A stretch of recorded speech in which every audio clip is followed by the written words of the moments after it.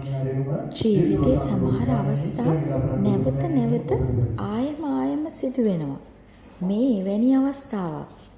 මම ශිෂ්‍යාවක් විදියට පාසලේදී නිවේදිකාවක් ලෙස කටයුතු කළා වගේම අද ගුරුවරියක් විදියට මේ වේදිකාව තුළ නිවේදිකාවක් විදියට කටයුතු කරනවා. එවැනි අවස්ථා ඔබේ ජීවිතෙත් හමු වෙලා තියෙනවද? පුංචි කාලේ තිබුණු මතක ආයෙත් අලුත් වෙන රිපීට් වෙන දවස් ඔබේ ජීවිතේත් අදටත් තියෙනවා ඇති. ඒ අවස්ථා ලස්සනට විඳින්න නම් ඒ අවස්ථාවට උපරිම සාධාරණයක් ඉෂ්ට කරන්න ඕනේ.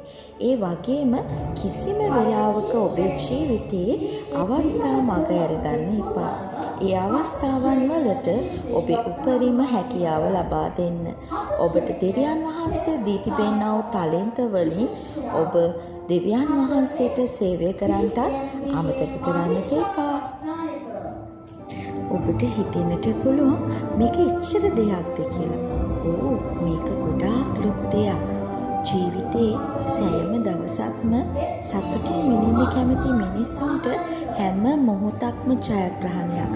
පුංචි දේවල් වල ජයග්‍රහණ විඳින මිනිස්සුන්ට හැම වෙලෙම තෘප්තිමත් ජීවිතයක් ලැබෙනවා. ඔබත් උත්සාහ කරලා බලන්න ඔබේ ජීවිතේ ලැබෙන සෑම අවස්ථාවක්ම ජයග්‍රහණයක් ලෙස සමරන්න. ස්තුතියි.